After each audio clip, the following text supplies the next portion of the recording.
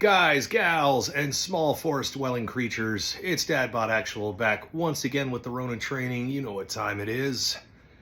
We apologize, things have been a little quiet, especially on our social media and our courses out there on the website because we have been gone. Yes, our hard-working team here at Ronin had to take a little mini vacay, so we punched out and headed out to as far away from sunny, hot, humid South Florida as we could get and hit up Alaska, the last great wild frontier of America. And let me tell you, for the first time, amazeballs. If you guys have not been to Alaska, if you ever get the opportunity to go, I highly suggest it. Absolutely amazing place. But that being said, we are back. We're back. And today on this lovely Monday, we are going to jump in and throw our 2 cents into the ring, throw our proverbial hat into the ring, if you will, about the recent current events that have taken place with regards to President Donald Trump. Now, we know everybody is an expert out there in social media land, Facebook, Instagram, Twitter, what have you. Everybody is now suddenly an expert, and that's usually how it is whenever we have some kind of major incident that occurs. Suddenly people come out of the woodwork and they're all experts. We are going to weigh in from our past experiences working over in Iraq and other places like that, involved in, well, back then it was called the WPPS program for the U.S. Department of State. WPPS stands for Worldwide Personal Protective Services Program. What it was a strange conglomerate crossover with the DSS, the Diplomatic Security Service, to basically augment them and provide security to U.S. and international diplomats, general officers from international and U.S. military, and all kinds of VIPs over in war zones, basically acting as bodyguards, if you will, heavily armed bodyguards, highly trained in some of the worst, most inhospitable places you could think of, called semi-permissive and non-permissive environments, meaning they are not friendly to the United States. Here at the Ronin Training, we spent several years working on the program and working with diplomats and VIPs all over the world. A lot of the training that we went through is extremely similar, if not almost exactly the same, that some of the U.S. Secret Service uses. Now, I'm going to do my best not to delve too deep into TTPs, the tactics, techniques, and procedures, and give away some of the trade secrets, if you will. We're not going to give away the secret sauce of how they still actually do things and compromise operational tactics out there. We're not going to put it out there so anybody watching this who's a bad guy, sorry to burst your bubble, we're not going to give you the details. It's like SpongeBob. We're not going to give up the secret recipe to the Krabby Patty. I threw my old school hat on. It still fits my big fat head. You can see right here, Diplomatic Security, HTP Iraq. That's High Threat Protection. And it was an amazing job, an amazing opportunity. I worked with guys and some gals from all walks of life, all over the U.S. military and civilian and federal police and law enforcement agencies. We work with SEALs, we work with Green Berets, we work with CAG, we work with Dev Group, Army Rangers, Air Force, Special Operations, Marine Corps Special Operations, FBI, HRT, their hostage rescue team. We work with all kinds of people. And working with such a diverse group, everyone has a different way of cooking an egg. And it's great to work and mix your skill set in with these people because you learn different things and different ways of doing the same thing that could be a little bit to the left or a little bit to the right of what you're used to doing, but it's still fantastic. Nonetheless, that being said, I'm long-winded. Let's get down and get into this thing. So, what do we know as fact and what do we know as internet scuttlebutt or rumor, if you will? The fact is, somebody took a shot at President Donald Trump in Pennsylvania while he was giving his speech.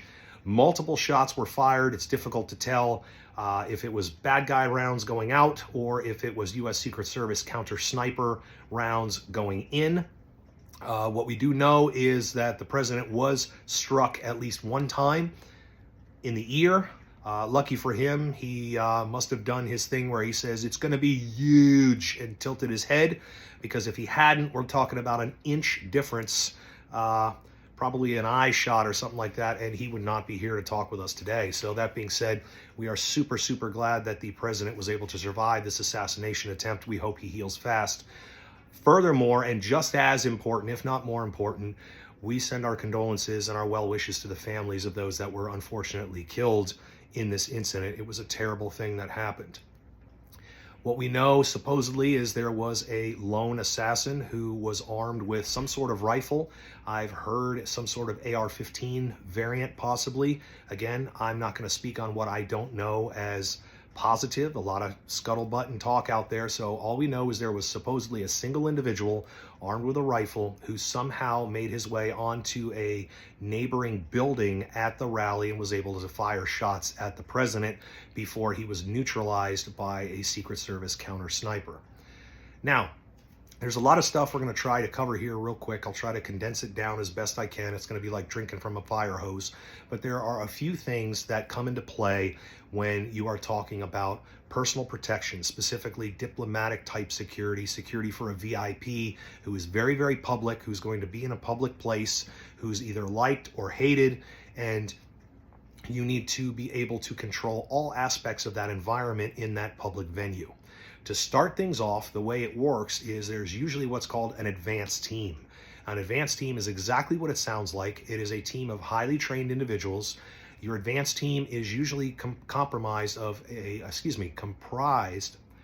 a team leader who obviously is running the show, very experienced agent who knows the game. Most of the time, if not all the time, your snipers or your counter snipers are included.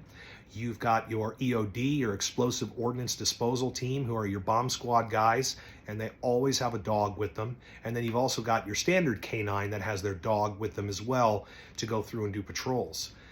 Depending on where you're going and what's going to go on, you may have other subject matter experts, such as engineers. If you're going to be at a bridge ceremony where they're opening a new bridge, engineers that can give you information on that particular structure or a building. Sometimes there's subterranean things you have to take into consideration underground. But that being said, subject matter experts usually accompany the advanced team. The advanced team heads out. It can be a few days before the actual event or up to a week in advance, and their job is literally to look into everything. They go to the venue, they go over the venue completely from top to bottom, left to right, no corner left unexplored, no door left unopened, nothing left to chance.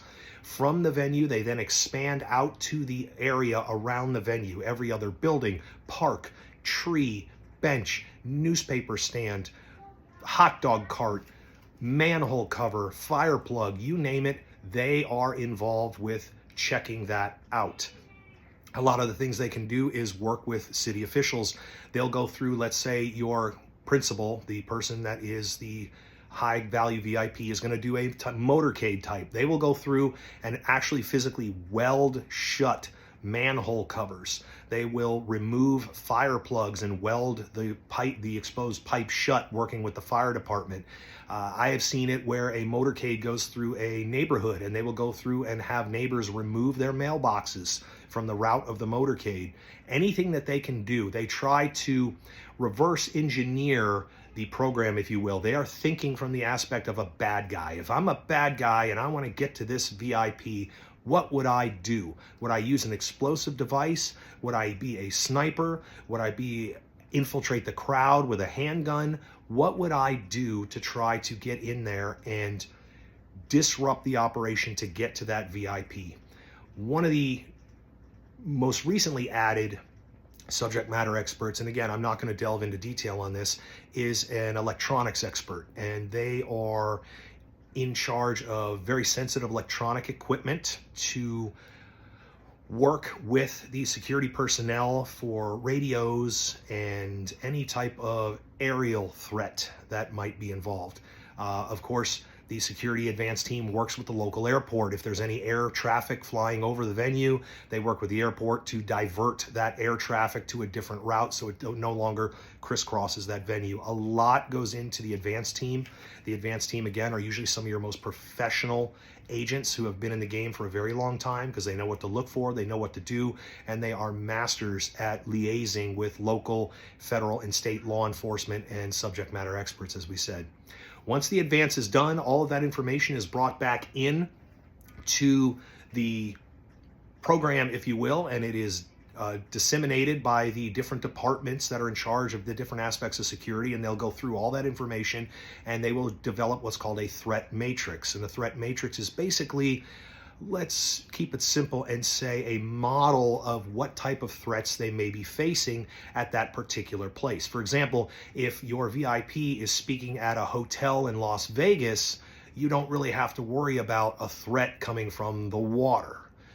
Whereas if they are speaking in San Diego for the opening of a new pier, you don't have to worry about potential snipers up in the foothills or something like that. You can see what I mean by the geography of the area. They take everything into account. Once the advanced team has dumped their information in, the threat matrix is developed, then the security personnel can go through and develop a program to counter what they feel would be the most viable threat to the VIP. And they've got different ways of doing that and different things that they can do. Again, I'm not going to give away any trade secrets. A lot of the advanced team usually stays on site, as they say, on the X. You'll hear that a lot, on the X in the security world. We call that the X, right where the VIP is going to be. Your snipers will usually stay in place and get into their positions and things like that. They prepare ahead of time. Once the advanced team is set, the date has come, the venue has been set up, everything is put into play, the media is there, every single piece of security is done that they can do.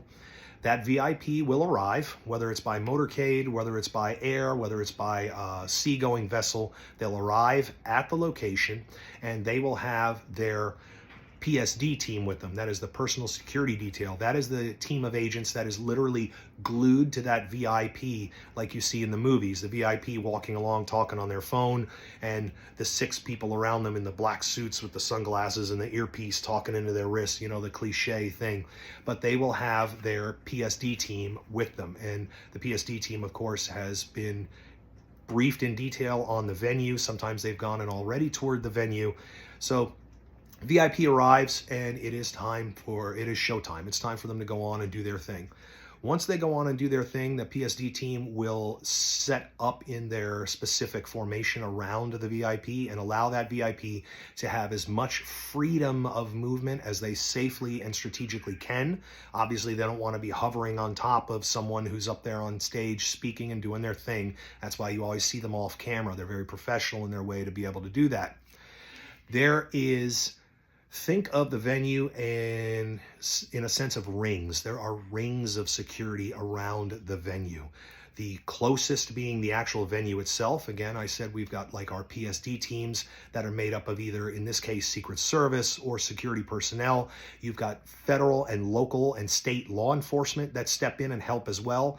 Outside of that ring, the next concentric ring spreads out to the area outside of the venue, up and down the block, across the street, behind the particular venue. That's where a lot of your local law enforcement comes in and liaises with a specialized agent, again, in this situation, Secret Service, to work by securing that area. A lot of roadblocks, traffic is redirected, barricades may be put up, anti-ram barricades so that a vehicle can't get through. The canines are out there, and they will usually set up an outside TOC, TOC, which is a tactical operations center. A lot of times it looks like a great big tractor trailer truck, or like the typical bread truck type looking tactical vehicle where people are inside monitoring communication, monitoring camera feeds, monitoring other aspects, again, we won't get into, to keep up on what's going on. That's that second ring. Third ring spreads out even further outside the immediate area of the venue and usually pushes out, can anywhere be from a quarter mile to a half a mile, sometimes maybe even a mile in circumference around that venue.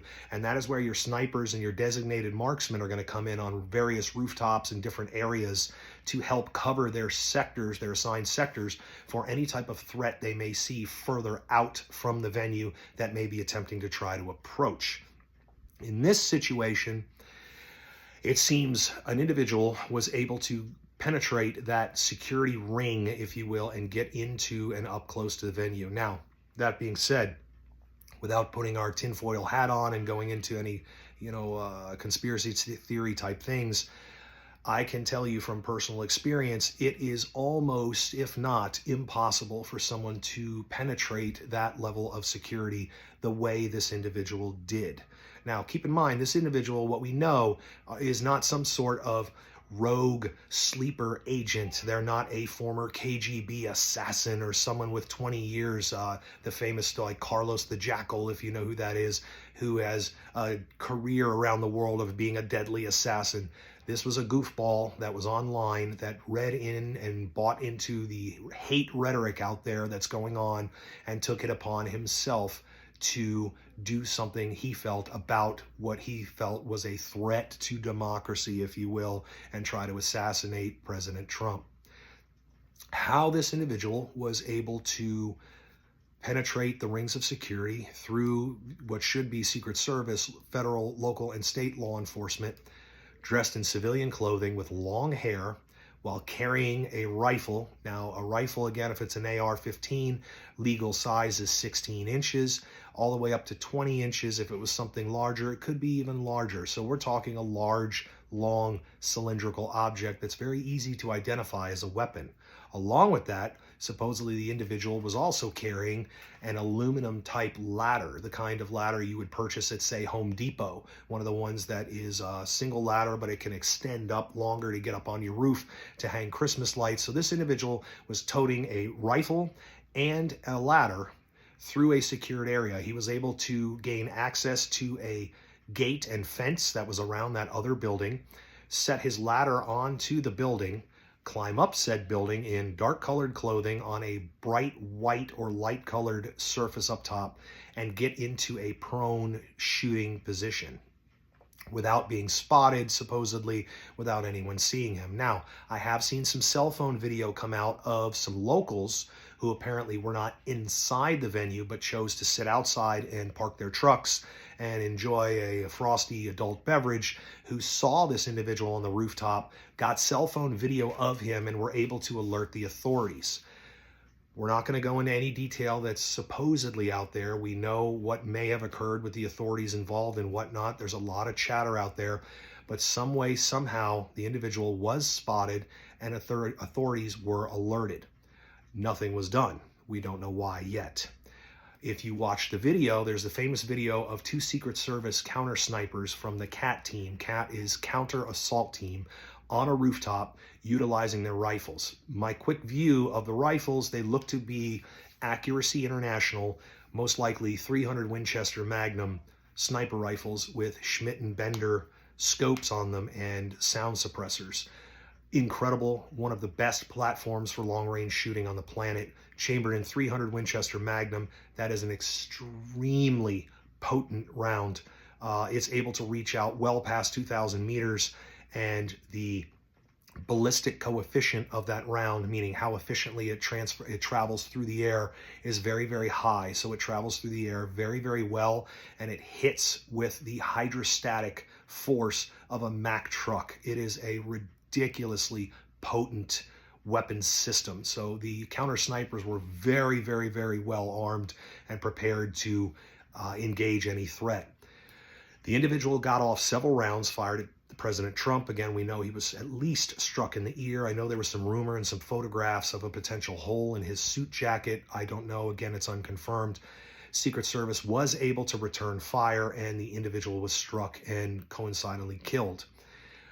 If you watch the video, it shows the counter sniper behind his gun on the glass, as they say, looking through the rifle. Normally, standard operating procedure, at least for us, was our rifles were actually down, and we utilized very high-powered binoculars, because the binoculars gave us a much wider field of view, and they were adjustable power, able to be zoomed in and things like that. The binoculars had a reticle in them to help us with ranging. So if we did see a potential threat, we could put that reticle on the threat, run up a quick ranging formula in our head, and figure out how far away that threat was. Once we realized there was a potential threat, we'd immediately call it in to the TOC, the Tactical Operations Center, identify the threat, the sector it was, how far out it was, and as much description as we could. If the TOC agreed with us and said, hey, yes, that's a potential threat, we would then switch over to the rifle and bring the rifle up and do what we had to do, dial in on the scope or hold up, hold under, what have you, for your ballistic formula to shoot. Again, we wouldn't engage. It would be run back through the TOC and say, again, we have a confirmed threat. Do we have permission to engage? We would either get the green light or a red light, and we would or we would not engage. That being said, apparently this counter sniper didn't have time to do that and was able to, thankfully, engage the target and eliminate the target. End of story. To wrap this up quickly, again, we didn't touch on a lot of the rumor and a lot of the stuff that's going on out there that we have not confirmed. We don't know for sure. Mistakes were definitely made, 100%. There are some individuals that should probably no longer be in the positions that they are.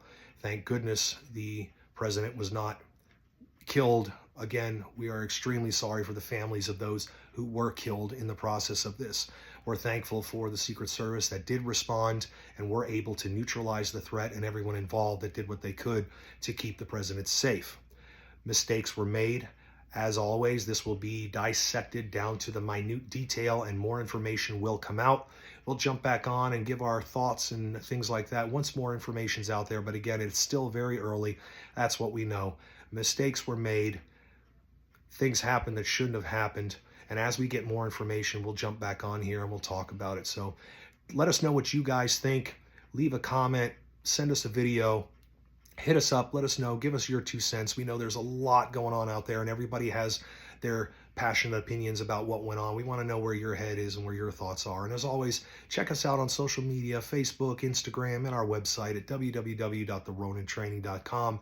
And as we always like to end, we'll see you out on the range.